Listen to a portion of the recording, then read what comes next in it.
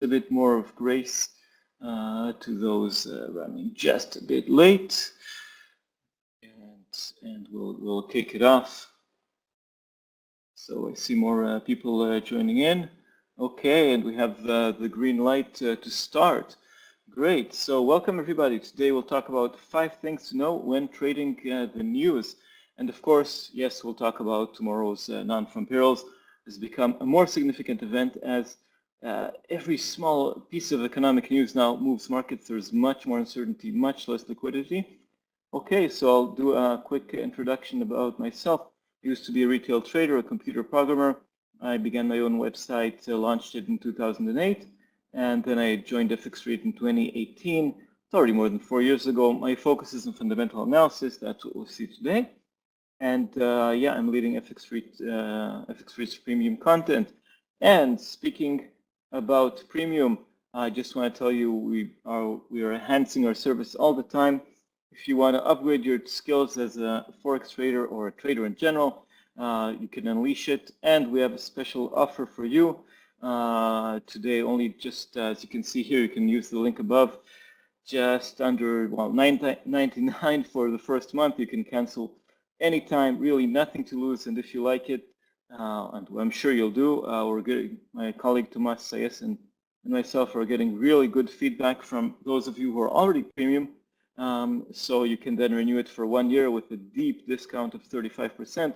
But in any case, if you just want to try, really for under $10, you get a full month. It should be enough time to get the feel, know if it's good for you, know if it isn't, and hopefully it is, and you sign up for more times. This is our Discord community, very active, lots of really smart questions, and hopefully smart answers by ourselves. We accompany you. We provide also daily trading alerts. You can see here the open, the close, using automated strategies and discretional ones. I'll provide also strategies. We talk about economic data, and you can take advantage, you can leverage our actionable content.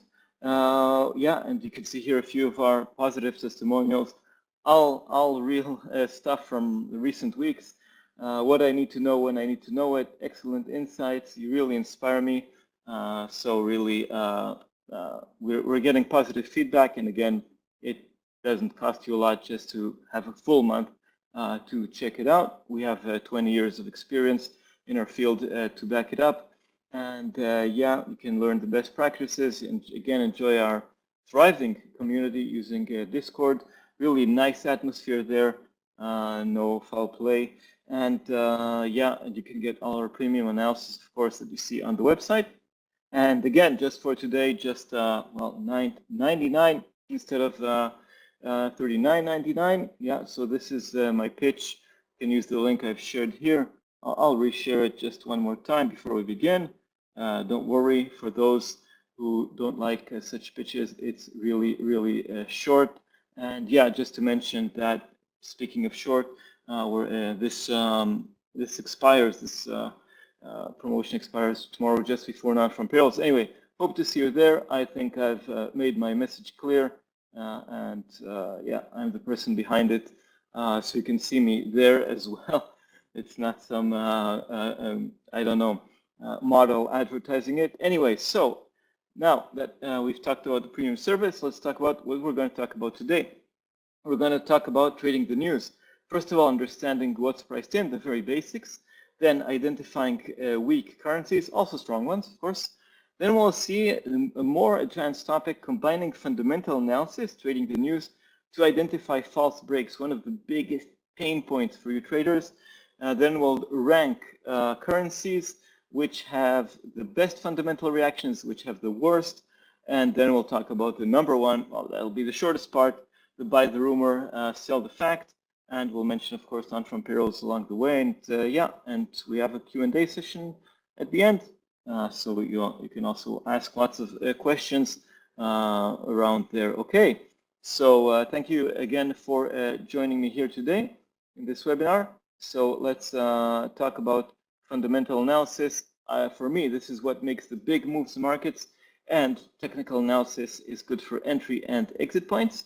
So yeah, so now we're looking at rate hikes. Markets are looking at rate hikes, a tapering of bond buys, a squeezing the economy, the fears of recession, all these things matter. So inflation is the #1 topic, and wages. That's why wages are important in tomorrow's non-farm payrolls. But jobs also have a major role, of course, in the US. That's non-farm payrolls. That's the headline.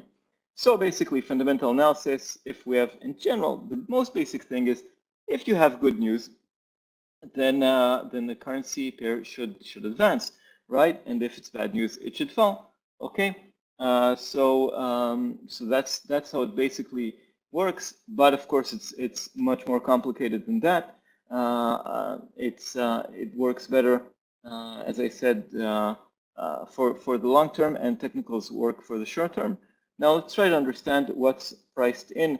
So here we have an example from the calendar. This is for the ISM manufacturing PMI figure that we had earlier last week. At the same time, at 4 o'clock, this is my time here in Barcelona, Spain, you can see we have two events. So one is more important than the other, and it's important to understand this column there in the middle, which is consensus. So if markets expect, first of all, we have to look at ISM manufacturing PMI and not at construction spending, because it's a more important event. It's a red event, high volatility, not medium volatility. And then look at expectations. See, okay, economists are expecting 51.5. We don't need to get into the details of what this number means. We just need to know if it's positive or negative, above or below in this case.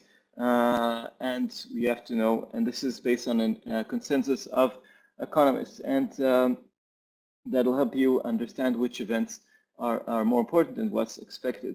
So another thing to note is that rumors sometimes affect expectations. Some of these rumors cause a lot of price action. So when people say, don't report about rumors because maybe they're not true, but if they move markets, we have to be aware of what's going on, right? Just taking into account that not all of them are true. They're more common when it comes to UK events and China, and they're more accurate in political events. Anything from Trump, now from Biden, everything related to Brexit, it leaks first and then it is confirmed, almost always true. So we have to take into account changes and hints towards non-farm payrolls, and here's an example from non-farm payrolls. If you see on the calendar, consensus of 240,000 new jobs, and then we have ADP NFP. I made this presentation just before the event was canceled today, but if we have ISM services PMI figure that came out yesterday, and the employment component is horrible, it's terrible, it's under 15, which means contraction, then you can say, okay, the figure on the calendar, that's already a bit updated. So we have a leading indicator towards the event, and it shows a somewhat worse figure. So the real figure, the real expectation is a bit lower. It doesn't happen with most events. Most events, what you see on the calendar reflects exact expectations. But in this case, we can say that if figures are a bit weaker, in this case, then the real expectations for tomorrow, for example, they're actually a bit lower. Okay, so it's also something to take into account and to understand what is priced in. So if tomorrow we get what is expected on the calendar, right? But real expectations are lower, it actually means that it came out above expectations. Hope I made that point clear. You can look also at the price action 1 hour before the release. It shows rumors or real expectations, some last minute repositioning, and it can mean that the reaction to the news will be powerful. If there's already lots of people nervous, trading nervously and moving markets, that means that there's going to be an even more powerful reaction, not necessarily in the same direction. That's where the buy the rumor, sell the fact phenomenon comes into effect. That'll be our last topic. So yeah, so that's understanding what is priced in. Okay, let's move on to the second point. Once you understand what is priced in, you can trade the event or not trade the event and just observe, which is always, I mean, deciding not to trade is also a decision, and a fully legitimate one. Okay, it's one of the best tips I think I can provide, as you don't need to take the trade necessarily. Anyway, back to our presentation here. We can use news events such as non-farm payrolls tomorrow, which is a very choppy event. I don't recommend it for people who are very new to markets, can use news events to observe currency strength, okay? A weak currency falls and the marginal miss makes a dead cat bounce on good figures. What does it mean? Let's say we have Eurozone PMIs coming out way above expectations, and the euro only moves a bit higher. That shows that the euro is weak. Or if it comes out just a bit lower than expected and the euro crashes, that means the euro is a weak currency, and currently investors are looking to sell the euro. Okay. On the other hand, a strong currency is one that jumps on a minor improvement or that doesn't crash on bad data. So if we have big miss in any kind of figure, let's say tomorrow's non-farm payrolls shows just 50,000 new jobs and the dollar remains strong, it shows us that the dollar is strong because it's shrugging off bad news, ignores them. Okay. So let's take it to another level. Let's dive a bit deeper into this. If we take a US release, let's say non-farm payrolls, and we see euro dollar rallying, let's say it comes out worse than expected, okay? If we see euro dollar rallying and the Australian dollar not moving a lot, it shows us that the euro is strong and that the Australian dollar is weak. And we can take that data to our advantage. So in the next US release, on Monday, Tuesday, Wednesday, and in this example, if it comes out weaker than expected, we can expect a very big reaction in the euro. It's a good idea to buy the euro. How to play a US event when, if we identify that the euro is weak, buy euro dollar. Or if we identify that the Australian dollar is weak, we can sell the Australian dollar if the next US figure is strong. So a currency will move more when it moves in the direction. Well, that's basically make the trend your friend. So we need to be aware of such trends, okay? And we can take it, we can take it the same example. And again, we've identified the euro strong, we've identified that the Australian dollar is weak, and now we're not trading a US event, we're trading a European event. So we can buy the euro on an okay figure in Europe or better than expected because we've identified that the euro is strong, so it just needs a small spark to rally. And in this exact example, if we have a weak figure in Australia or in China, which impacts Australia, of course, then we have just a small miss, just something a bit below expectations that could trigger a big downfall. And we have a chance to sell the Australian dollar against the US dollar, sell the Australian dollar in general. Okay, so we can first observe, identify which currency is weak, which currency is strong, and then in the next release, either against the US dollar or either related only to that specific currency, we can use it to our advantage. Okay, so let's move on to the third point. Maybe before, if anybody has any questions. Oh, see, the last time I shared the link, it didn't come out really correctly, so I'll share it once again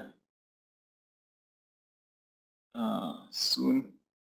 Anyway, so yeah, okay, let's continue. Identifying false breaks. So false breaks are really painful. Currency pairs sometimes break significant level in response to a news event and then retreat. It's really frustrating. You always look for those big breakouts. They're much more fun than just trading in ranges, which can be boring. Can be more profitable just trading a range, but very, very boring, and you need good spreads. We're looking for those big breakouts, that crash of euro dollar to a 20-year low we had this week. These things don't happen every week, but we're looking for these kind of events, right? But sometimes we have a false break. We have just a minor move and then it retreats and say, what's going on? So we can, if it's in a response to a news event, we can look at the figure and assess if the break is real or false, okay? So again, euro dollar, well, world's most popular currency pair, not the easiest one to trade. It breaks higher on a knee-jerk reaction and then retreats. Okay, so we got a good figure from Europe, something that didn't happen for a while, but anyway, we got a good figure from Europe and we had a knee-jerk reaction to the upside, but then a retreat. What's going on? So if it's a good figure from Europe, we can probably expect to follow through higher. So that position ran into stop loss points. Some people took profits. I don't know, something didn't work out exactly as expected, but there is a good basis for a rally. We can expect the second move to be the real one. And it happens a lot in trading, that the first move is false, just sort of testing the waters, just softening resistance, and then we have the good one, the real one, okay? Now, in the contrary example, if we have a bad release, if we had this kind of break to the upside in euro-dollar, a retreat, and what happened is we had a weak figure, it's probably a false break. We can either sit and wait for it to break below to a lower range, or just sell it into the same range. Just identify that this break to the upside was fake, a fake out. Okay. Yeah. So we can. This is the opposite example, just for those of you looking for euro-dollar shorts, which seems like the whole world is looking for that. So if we have a break lower, but it came in response to a good European figure, this is probably not the real breakdown. We can buy the pair within the range, trade it to a higher level. But if it's on a bad European release, the next move will be the real one, and we have an opportunity to sell, even if it hasn't broken fully down, because we know that this is only the first move, and it can then go to the downside. Okay, things to look into account with these false breaks, not only news events, but also the larger trend. So in euro-dollar, we're talking about a downtrend. Okay, so if it goes with the trend, make the trend your friend, there's a higher chance this breakout will eventually work out. Another thing is that currency weakness and strength, what we learned previously, so that's also something to apply when you try to identify false breaks. And also, how big is the surprise? If it's a small surprise, you can probably ignore it. Okay, if we have the PMI expectations 52.2 and it came out 52.3, that's not a big deal. But if it's 54, that's already a big deal. If Nonfarm Payrolls tomorrow comes out at 400,000, it's a big deal. It's a big upside surprise. But if it comes out just at 285, it's good news, but not really meaningful. Okay, so yeah, so that's another point to take into account. And another thing relevant for tomorrow's Nonfarm Payrolls is watch out for simultaneous releases. Okay, so tomorrow we have US Nonfarm Payrolls and the Canadian jobs report at exactly the same time. That's 12:30 GMT or 8:30 Eastern. So that's a big mess. I would recommend not trading dollar CAD unless you're really sure of what you're doing. And in general, watch out for these simultaneous releases. They can really mess things up and cause lots of false breaks, which are meaningless. And yeah. Okay, any questions so far? I see more people have joined in. You're really glad to see you. In the meantime, while we wait perhaps for a potential question, I'll just scroll up a bit to copy the link for those of you who are not yet in the premium service and want to join in. Well, having some technical difficulties with that. So yeah, so let's continue. Sorry for that small delay. So let's continue to number 4. I see it's loading. Again, you're welcome to ask any questions. Yeah,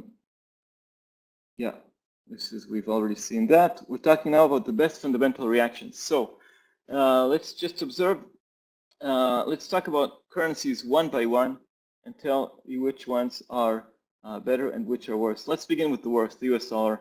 Why is the US dollar the worst? Because the US dollar is a safe haven currency. That means that people rush to the US dollar in times of trouble. We're now in times of trouble, okay? We're now in times where there is fear of the US recession, of a global recession. So when we're in these kind of trouble, in times of trouble, if we have a weak US figure, let's say we have a terrible one. Let's say we have non-farm payrolls not showing a gain in jobs, but a loss of 100,000 jobs. So inflation is killing, inflation, let's say, is killing America, already causing people get fired, and companies not to hire, people getting unemployed. So the thinking in markets goes like this, that if the US is doing badly, then we have global worries, and I mean, if the US catches a cold, the entire world sneezes. It's really bad.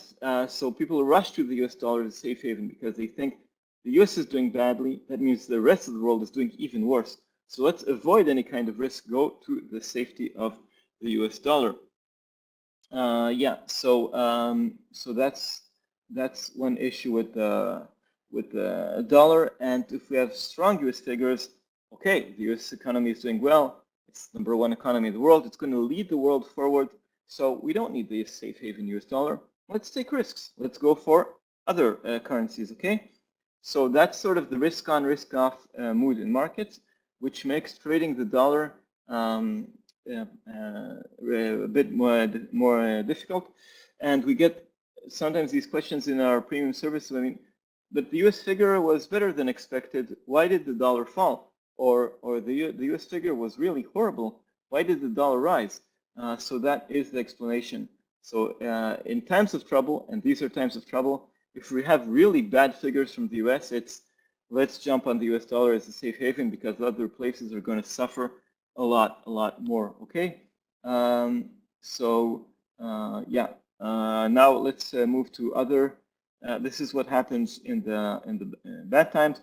In the good times, we had let's say just before the pandemic, or well, many years ahead of that. It was very simple. Strong US figures, rate hike is coming, stronger US dollar. And it still works to some extent, but again, the mood tends to move. Then we have not so great US figures, again, when the economy is all in all doing okay. Rate hike will come later, or no rate hike, or rate cut.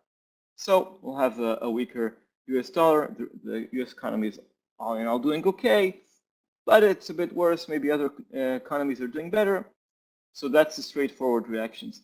We are now in bad times, and bad times may last longer. It's good for the US dollar. It's also good for the Japanese yen, but to a lesser extent. We'll talk about the yen shortly. Perhaps the worst, another one of the worst fundamental reactions is the British pound, sometimes called the devil's currency. Okay, so here we have the demon. First of all, we have leaks with lots of data figures from the US. They try to fight against it. I think there are fewer leaks, but still lots of rumors. Makes really sharp moves. It front runs events. I mean, sometimes running to price things in. Like this morning, we heard the news that Prime Minister Boris Johnson is quitting, and the pound advanced. And we got a question in our premium service again. Once again, you're welcome to join. How come did the US? How come the pound? And why did the pound advance if there's political instability in the UK? So well, it was already priced in. Okay, and now it's going to the other direction. Again, that was the pound. Now let's move to the Swiss franc. Swiss franc, my #1, it has improved recently, but the #1 issue that I have with the Swiss National Bank is that they sometimes still intervene in markets. And they say it out loud, so they're not even hiding. And if they intervene in markets, that makes trading a bit more complicated. Switzerland is a small country, very international currency, but if the Swiss National Bank intervenes, they can have some impact. Reactions to data exist. They're usually limited. We had better reaction of the recent inflation figure, but in general, if the Swiss National Bank says something, well, it's dangerous to bet with it, dangerous to bet against it. Despite the recent improvement, despite the recent rate hike, well, they shocked us with that 50 basis point rate hike. I think it's still hard to trade. Okay.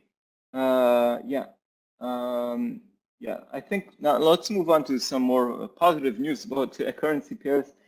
For the dollar, I would recommend trading dollar yen. That's relevant for tomorrow's Nonfarm Payrolls. Why? Because the yen is also a safe haven. Okay, so it's sort of it offsets itself with the US dollar. Japan still funds projects all over the world. The yen traditionally had very low interest rate. It still does. It still has minus 0.1 interest rate. It's still printing money. The Bank of Japan is printing money to buy Japanese bonds. Also seen as a safe haven, especially when there are issues in Asia. So if Kim Jong-un fires a missile over Japan, people rush to the Japanese yen. Why? Because they take out loans in Japanese yen, fund projects in China, Taiwan, Vietnam, wherever in Asia.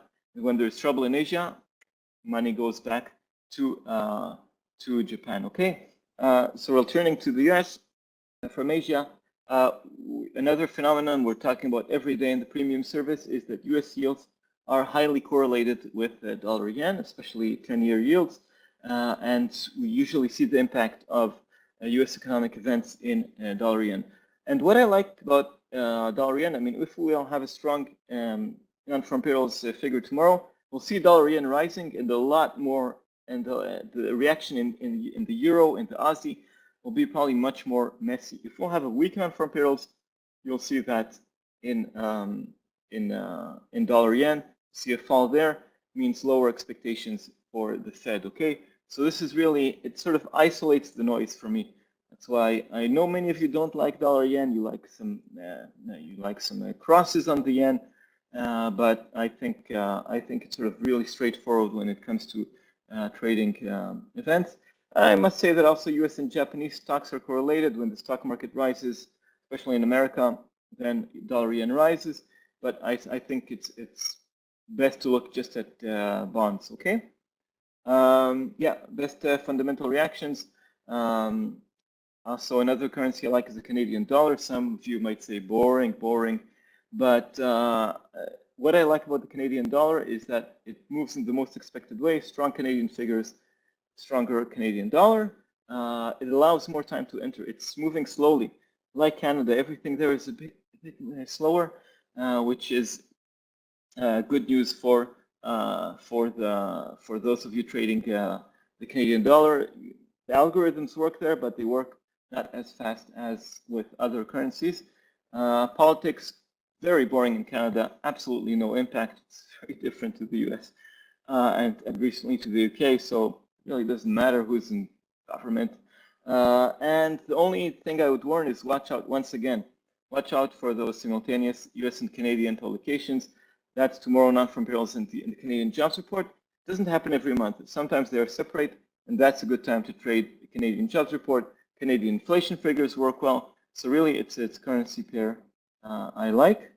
Yeah, let's move on to the Australian dollar. So yeah, Australian dollar moves best in response to Chinese releases.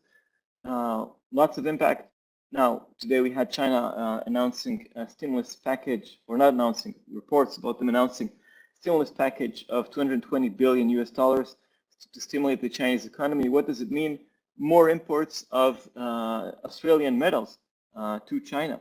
So the Australian dollar is a tradable currency, much more tradable than the yuan. It responds to Chinese events. It's sort of a proxy for trading the yuan. And these Chinese events sometimes even overshadow Australian figures. Okay. What's important to know that if you trade Australian events, you should trade them on time. There is a nice reaction, but it tends to fade away in the European session.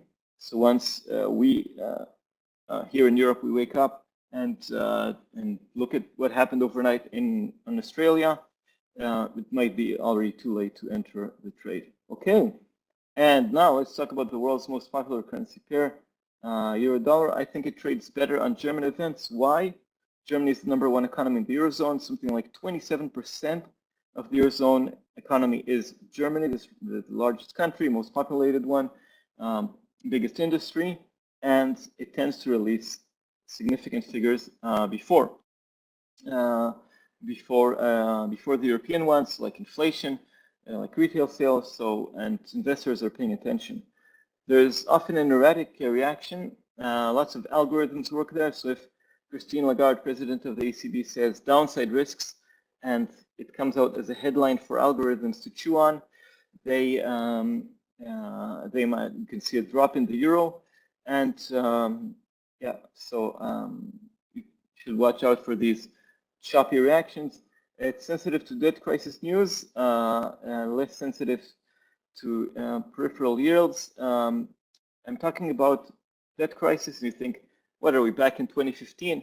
Well, no, not in 2015, but we've seen how recently we've seen especially Italian bonds rising when the ECB stopped buying bonds, stopped its QE program. So we might still have another debt crisis, something to take into account. Okay, I see here, before we move to the last thing, I see your question about euro dollar from Andres. How about news release behave? Yeah, we talked about the US dollar. So Raha, if you have another question, just please follow up. And a question from Andres. When the price moves super fast, euro dollar and non-farm payrolls, is it because price rate find liquidity? Yes, liquidity is an issue with non-farm payrolls. So usually in normal trading conditions, we have lots of liquidity, buying positions, selling positions all around, especially in euro dollar, the most liquid, the most traded currency pair. Okay, I think over 80%. I mean, we have two currencies. So 80% you have euro dollar. So when you, and suddenly before non-farm payrolls, liquidity dries up. People move their positions out of markets, and there is a liquidity gap, sort of lots of air pockets, you know, when you fly in a plane and suddenly you feel that your stomach falls. So that's what happens in markets. I mean, it goes in both directions, not only down like in the plane. But yeah, it's yeah, the price is trying to find orders, buy or sell orders, trying to find this kind of liquidity. So we have lots of choppy action, and sometimes with non-farm payrolls, we have reactions that are not just, you know, technical lines are broken before markets understand what's going on, before liquidity comes back, and there's a clear trend. So sometimes the knee-jerk reaction to non-farm payrolls is not, I mean, the first reaction is not the best one, okay? Yeah, I hope that answers your question. And yeah, which currency is better for trading? Yeah, I think I commented on that. Which currencies are better for trading? Again, dollar yen for US events. That's what I would recommend for tomorrow's non-farm payrolls, okay? Hope I've answered all your questions so far. Let's go to the next and last item here, which is buy the rumor, sell the fact, okay? I think happens so many times. I wanted to have the last word in my presentation. It's perhaps the most common pattern. It happened just today with Boris Johnson. So we had lots of turmoil, had the pound suffering because of all his issues, and then yeah, we had him finally, BBC reporting that he's going, and the pound jumped. Yeah, so I think it's an example of buy the rumor, sell the fact. You can see the currency just going against the expected direction. So now there's even more political uncertainty in the UK, but the pound is higher because it was on the cards that he would quit. But there's so many other examples of just things moving to the other direction. Now, if the currency moves higher towards a release, and it just comes out as expected, it could fall down. Buy the rumor, sell the fact. Data needs to be even higher, so exceeding the very high expectations to move even higher, or go even below the worst expectations to fall if the currency falls towards that publication. Yeah, so that's something to take into account. Buy the rumor, sell the fact. Here's Boris Johnson.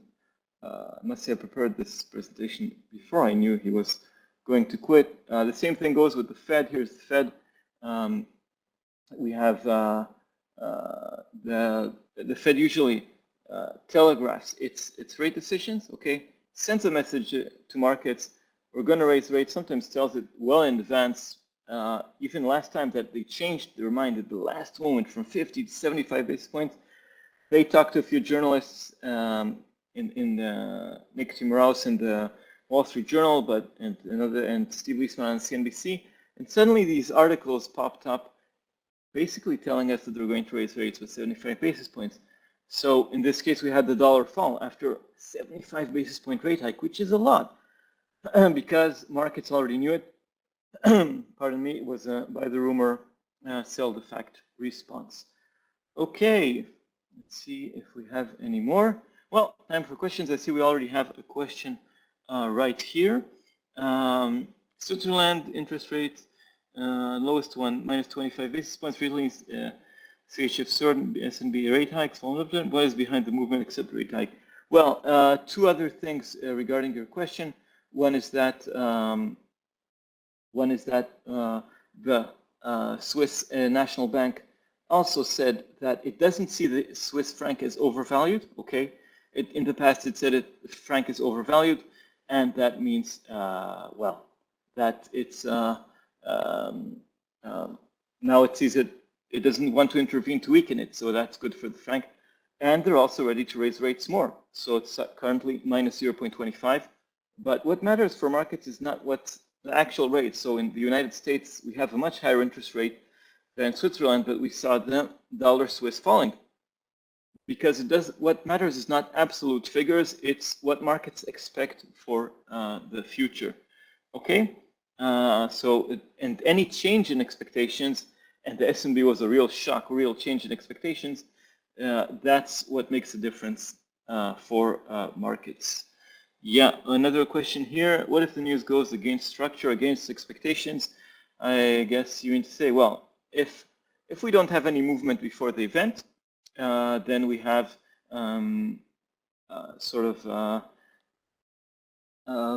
you know, it can go really both ways. So if it's better than expected, the currency usually rises. If it's below expectation, the currency falls. Let's say the Swiss National Bank decision, that was straightforward. Expectations were for no change, minus 0.75, and suddenly they shocked us with a 50 basis point rate hike. We saw the Swiss franc surging. Again, it becomes much more complicated with the US dollar, with the risk factor. That's why I recommend trading dollar yen, which filters from the noise. While we're waiting for more questions, I want to remind you again, just for today, really, this promotion ends today. We'll have it on the screen. Thank you for sharing it, or you can use this link here to share the, just to remind you once again, this promotion ends today. Really a huge discount. The percentage here is crazy, 75%. Just 1 month, first month, you like it, you can renew it for a deep discount for 1 year. We're offering longer discounts bigger discounts for loyal users. And if you don't like it, I really don't see you have much to lose with this offer. Get access to the community, to my colleague Tomas's excellent technical in-depth analysis, to my fundamental analysis. We also do both things, to our signals, to other webinars like one of your favorites, Ed Ponzi. So I really, if you're not a premium user today, please join. And we still have time for more questions if I'm not mistaken. What time is it? Yeah, a few more minutes. So really feel free. Or you know what? We can talk a little bit more about tomorrow's Nonfarm Payrolls. I think this special offer expires before Nonfarm Payrolls. Again, I'm doing my small promotion here. Let's talk about tomorrow. So what's important tomorrow? Two things. First, headline is important. Nonfarm Payrolls headline wasn't that important last time. The focus was on wages. Now it is important. Why? The Fed tells us that it's ready to raise interest rates to fight inflation and doesn't care, if it causes pain. That's not true. If we suddenly get job losses, then the Fed is going to care. And it's also going to be a sign that the plan is working, that the Fed managed to cool the economy, and that it means it doesn't need to cool it anymore. So the headline is important.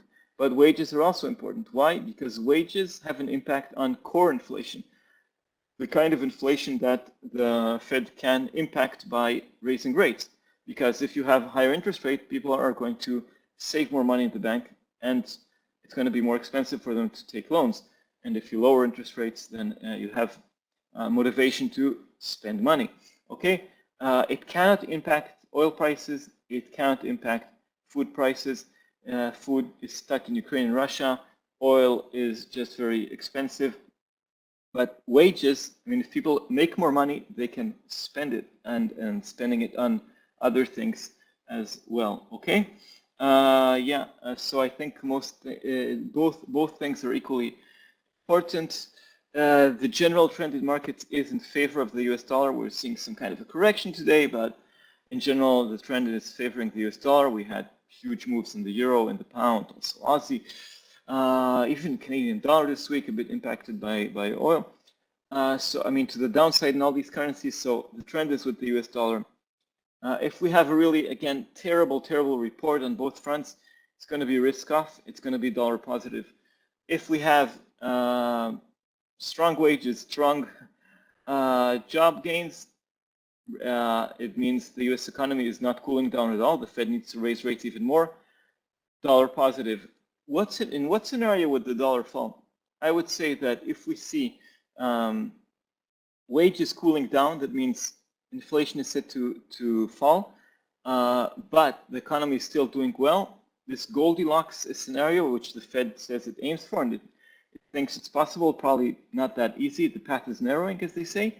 Then I think that we could have a weaker dollar, because it would be, okay, the US economy is still strong to lead the world, but inflation is falling in the US, so the Fed could lower rates. In that scenario, I think we would see the dollar fall, but basically any other scenario, the dollar would rise. I see we have more questions here. Impact on GDP after Boris Johnson resignation. Well, we had the buy the rumor, sell the fact response. So no longer uncertainty about if he will go. He's going. There's still uncertainty if he'll stay as caretaker prime minister until a new conservative prime minister is chosen or not. And then it depends on who emerges as the new leader. If it's someone capable, responsible, that'll present a good economic plan, it's positive for the pound. But if not, if it's one of those, pardon my French, one of those clowns, then it's negative for the pound. I would say that the pound is more impacted by what's going on in global markets. If Russia shuts down gas to Europe, it'll have a negative impact, a significant one on the UK. The pound will fall. If US data is good, pound dollar will fall. If Russia continues sending gas, the pound will rise. It's good news, lower gas prices, more money to spend on other things. So, and what the Bank of England says is more important. Then we have politics, and politics matters for Brexit. If we have a really tough Brexiteer inheriting Boris Johnson, it's going to be negative for the pound. And if we have someone softer, it's better for the pound. But again, politics is fascinating. British politics is amazing. It doesn't have that much impact as the Bank of England's path of rate hikes. Another question here: how much time does news release impact structure? Till the next event release, it depends on the currency. So again, for Australian dollar, it has an impact for a few hours and then it fades away. For the Canadian dollar, it has a longer impact. For a big US event, I mean, if it's a big surprise in Nonfarm Payrolls tomorrow, it'll have an impact for a week or something like that. So, well, the short answer for your question is it depends. Not until the next US release. Sometimes there's a correction even before the next news release. How much time is, okay, it's the same question. I see here on the other one, on the chat, on the Q&A, a question about gold. What would be the analysis for gold? Well, gold is not an inflation hedge, okay? It's something we also repeat in the premium service. Again, you're welcome to join our service if you haven't done so. It's really a no-brainer, just $10 less for the first month. No commitment. And Anyway, so gold doesn't work as a hedge against inflation. Gold needs cheap money from the Fed, and gold doesn't have any yield. So if you hold gold for long term, it doesn't give you anything. You're speculating that the price will go up. But if you buy US bonds, then you have a yield, and then you have a coupon payment every time. So that's the big competitor of gold. Of course, gold has uses in industry, in weddings, you name it, but it's mostly around speculation. So I would say strong non-farm payrolls tomorrow would mean higher US yields, which is bad for gold. If we have a weak figure, it would mean bad for yields and good for gold. Okay, yields have a good correlation with gold and with dollar yen. Okay, so I think we've just about passed our time limit. Of course. Yeah, if there aren't any last minute questions, I'll just say thank you very much, everybody, for coming. I hope you've learned something new. That's the most important thing, something that will enrich your trading. Again, do my pitch once again. Hope I'm not annoying you too much and you've learned something new. But if you use the link here, you can take advantage of this really amazing discount. It ends today, just for today, $9.99 for the first month. No commitment to continue. It's sort of a cheap way to try our service, to see how we operate in our Discord community, to access my colleague Tomas and myself, to get signals, to get more analysis, to read all the articles. So really, I don't see nothing to lose here.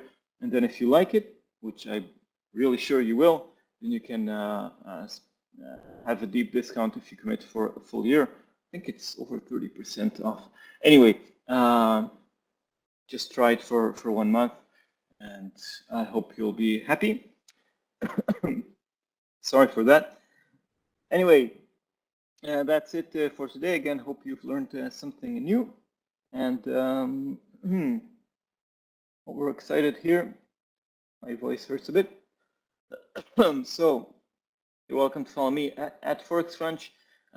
If you're a premium member, go to Trading Studio. I have a link there also to our Discord community. Visit fxstreet.com and take advantage of our promotion. It's the last time I'm saying this, but I really think it's a great offer. So that's it for today. Thank you very much, everybody, for coming. If you have, if you want to get back to everything I've said here, you can look at the recording. It will be available, I think, later today or tomorrow morning before Nonfarm Payrolls, I believe. And again, take advantage of this offer. So that's it for me for today. Thank you very much, and hope to see you soon. Bye-bye.